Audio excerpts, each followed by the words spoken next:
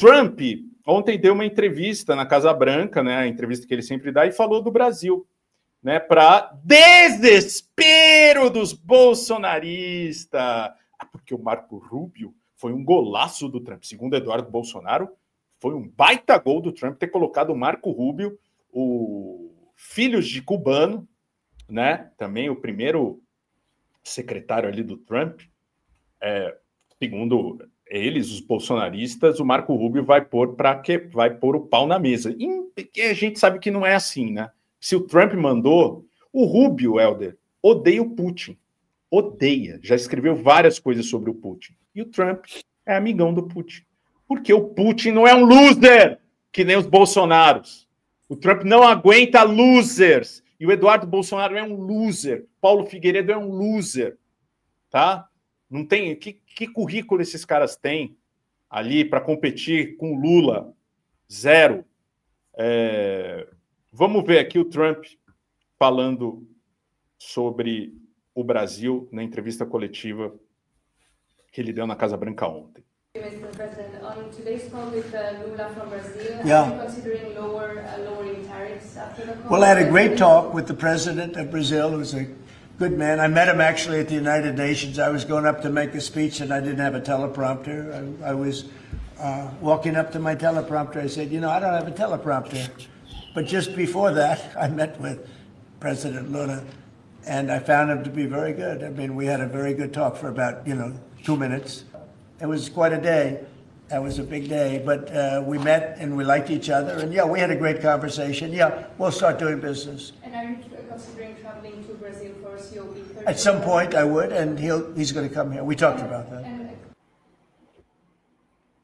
Tá aí, Bez, e mesmo com essa fala, com essa garantia do Trump de que ele gostou do Lula, o pessoal está criando narrativas de não, aguardem mais 72 horas, o Marco Rubio vai enrabar todo mundo desse governo, porque ele não gosta de quem andava com Fidel Castro, que mandou a família dele embora de Cuba. Sendo que é mentira, a família dele foi embora de Cuba, ainda no regime do Fulgêncio Batista, Sim. que era de direita, financiado pelo governo dos Estados Unidos, e os americanos naquela época usavam a ilha de Cuba como puteiro, cassino e cabaré.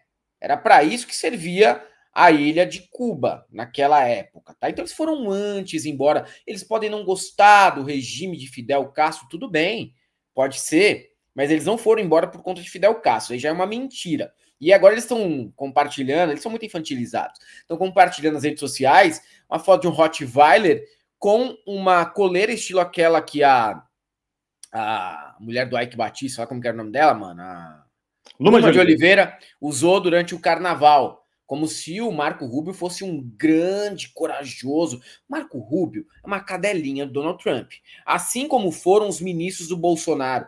Ele é submisso ao Donald Trump. O Donald Trump, durante a campanha, chamou o Marco Rubio de tudo quanto é nome, disse que ele era nojento por suar em bicas o tempo inteiro, e mesmo assim o Marco Rubio está lá, fazendo parte do governo. O Bolsonaro também tinha essa prática de humilhar todos os ministros dele, e o pessoal ainda assim tem aquela fidelidade canina ao chefe, né?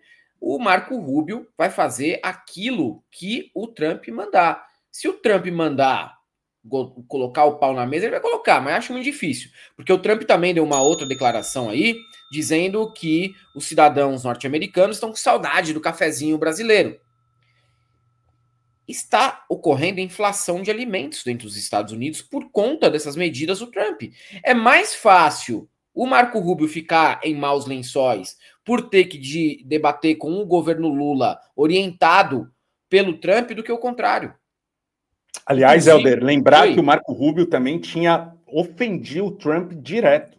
Sim, sim. Mas ele não tem dignidade nenhuma, né? Hoje se transformou aí numa cadelinha do Trump. Sim. E tem também aqui, né, uma notícia da Globo News dizendo que o governo de Donald Trump mudou nas últimas semanas e isolou o secretário Marco Rubio, porque também um emissário do governo dos Estados Unidos veio até o Brasil, olhou o cenário e fez com que o presidente republicano mudasse de ideia. Falou, peraí, o que estão querendo vender para você aí, o Paulinho Gogó, o Eduardo Bolsonaro não tem nada a ver com o que a gente viu no cenário interno. É um país que, sim, respeita os ritos democráticos, não tem nada a ver aquela versão que eles estão tentando vender. Fora que tem outra, né, Bezi? Já imaginava, até pelo histórico do relacionamento do Lula com o Bush, que o Muito Trump melhor poderia gostar do Lula, porque eles são da resenha, velho. É. O Lula é resenha, o Trump também é resenha, é um cuzão o Trump, mas é resenha, entendeu? E o Bolsonaro tem um naipe de resenha fraca, né? Vai no churrasco, mas gosta de carne bem passada, aí não bebe, quando começa a ficar legal ele vai embora, a Michelle não ajuda a lavar a louça, manja, não leva uma sobremesa para ajudar, leva cerveja quente, glacial e bebe Heineken. Bolsonaro tem gente de resenha fraca, mano. Tanto que o Bolsonaro nunca foi elogiado pelo Trump como o Lula foi nas últimas 24 horas. O que deve ter deixado a ele mordido, mano. Mordidaço. Ele nunca foi. E olha que ele já falou I love you. I love you para o Trump. E mesmo assim, o Trump nunca ligou muito para ele, não.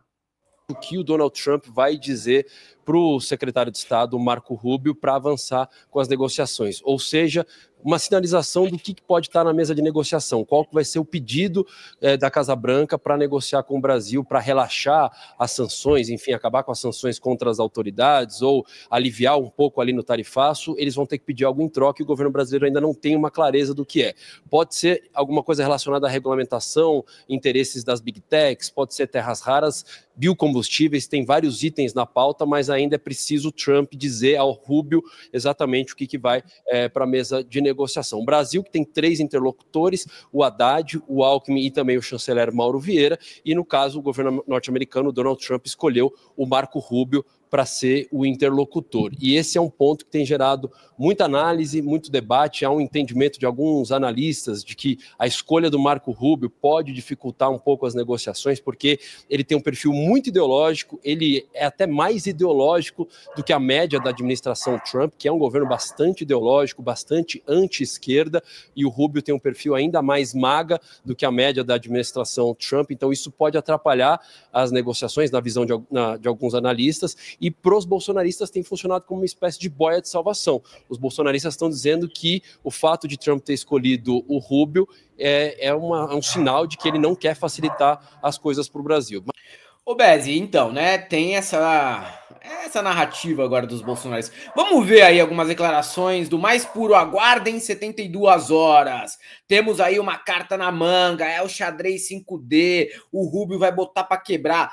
Teve Príncipe Surubeiro. Quem mais se me passou que tava nessas?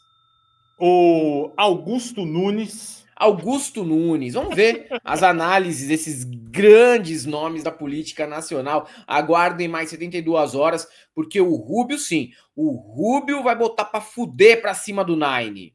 Não, e tem até, claro, Eduardo Bolsonaro, que ontem estava quietinho, demorou algumas horas para conseguir escrever depois de ter chorado. E a gente tem um vídeo também mostrando aqui o Flávio dizendo que depois que o Trump falou do Lula, o Bolsonaro teve uma crise de soluços e de vômitos, novamente. Disse que até desmaiou. Desmaiou. Eduardo Bolsonaro retuitando ele mesmo, repostando aqui a militância de redação força uma celebração, mas sabe que não houve vitória. Basta olhar os fatos. Representante comercial, falando do Marco Rubio, tal, aí repostando a euforia está passando na redação de jornalismo da Globo. Merval resolveu não comprar o otimismo e alertar que não é bom sinal negociar com Marco Rubio. Lula divulgou essa nota depois do telefonema com Donald Trump. O secretário Marco Rubio deve estar contente. Por favor, olhem o que eu escrevi, olhem o que o Globo disse que eu escrevi. É um analfabeto funcional ou um dissimulado. Marco Rubio, aqui é só Marco Rubio, senador Marco Rubio, mais Marco Rubio aqui.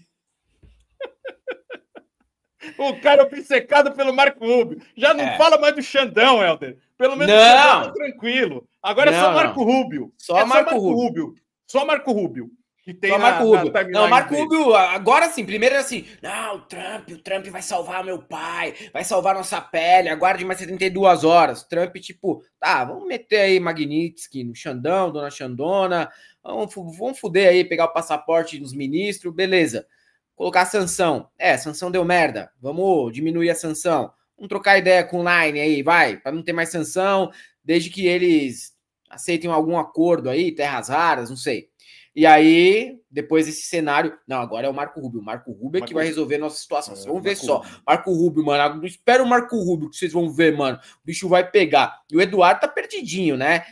Publicou até mesmo uma análise do príncipe surubeiro, Felipe de Orleans e Bragança, que estava ali falando de forma bem pouco confiante sobre essa situação atual das negociações entre Estados Unidos e Brasil. Vão envolver especificamente a situação nessa negociação? Sim, olha, vamos só lembrar, todo esse alvoroço está sendo criado com 30 minutos de conversa.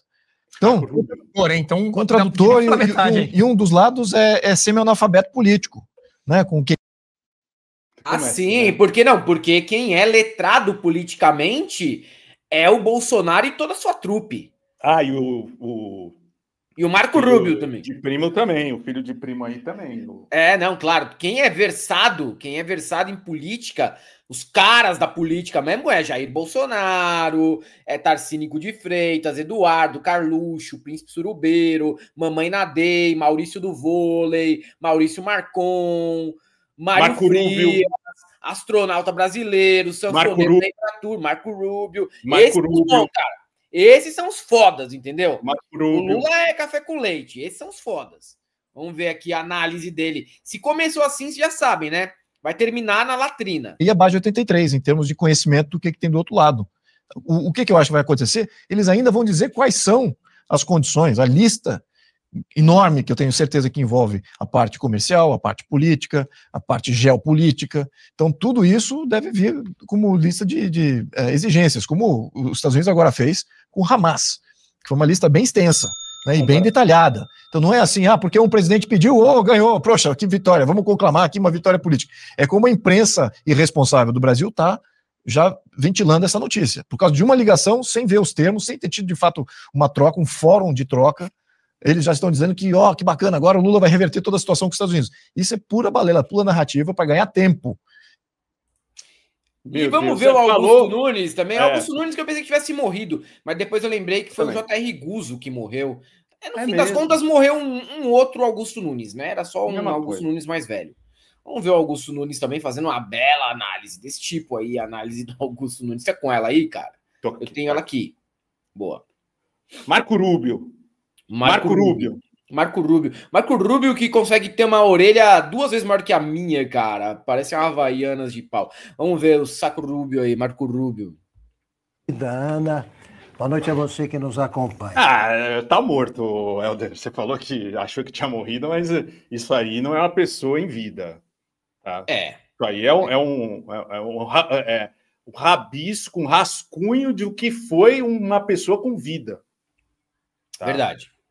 Ele já foi levado para o inferno já algumas vezes, deve bater a porta, deve estar em prisão domiciliar no inferno, esse Augusto Nunes, né? Porque isso é TV Oeste, né? Ele caiu na TV Oeste, né?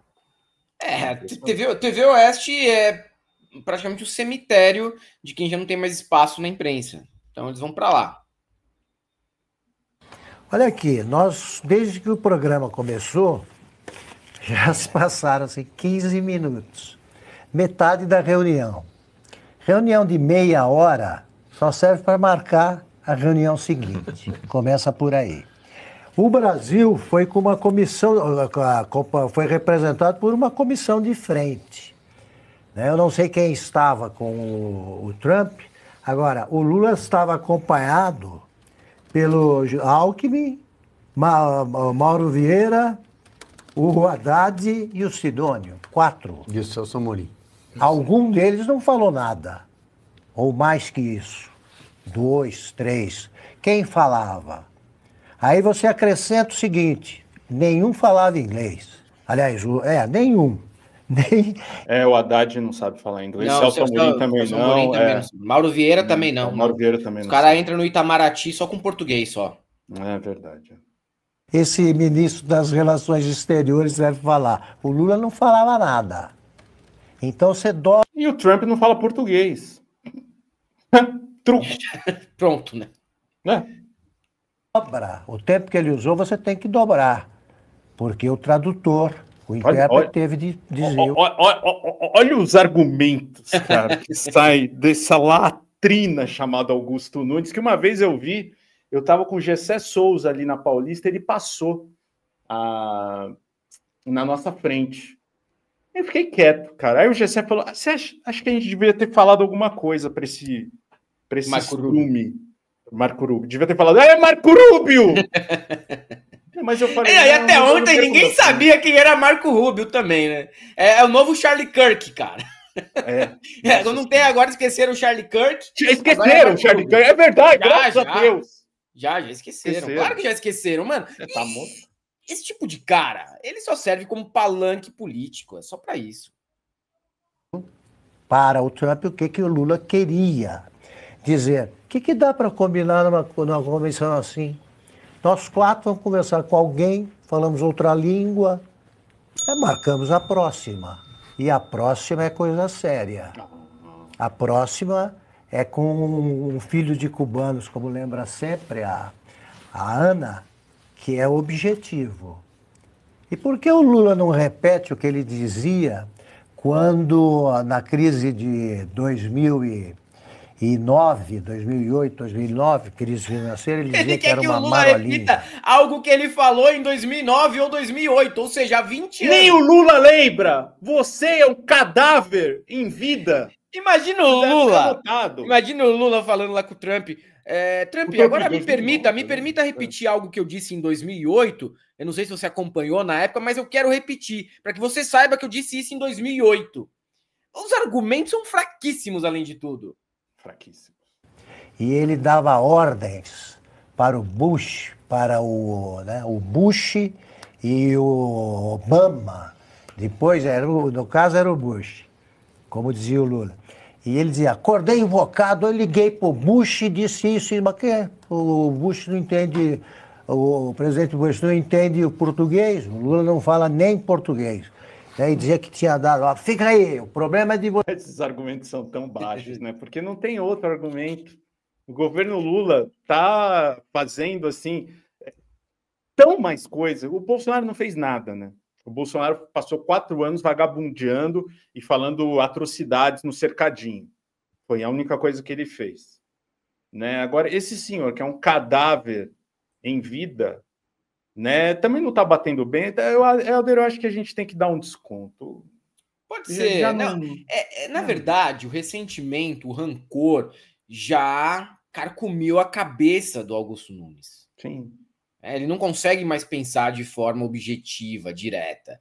É só destilar o ódio, dizer que o Lula é analfabeto, que o Lula é ignorante. E sabe o que deve doer mais para o Augusto Nunes? Apesar da origem humilde, de não ter muito estudo formal, o Lula é muito mais hábil que todo mundo do campo que ele defende. E o jumento que eles acharam para vencer a eleição é extremamente ignorante.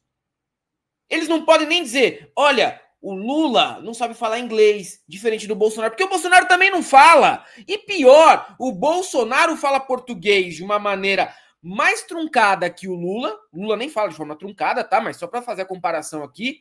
E o Bolsonaro não dialoga politicamente com ninguém da maneira que o Lula dialoga. Pergunta pro Ciro Nogueira o que ele falou do Lula. Ele falou que se ficar 10 minutos numa sala com o Lula, ele é seduzido pelo Lula. E a linguagem da política é essa, meu amigo. É a linguagem que seduziu o Bush, que seduziu o Ciro Nogueira e seduziu parte do PP, que vai desembarcar de apoiar qualquer candidato que venha contra o Lula.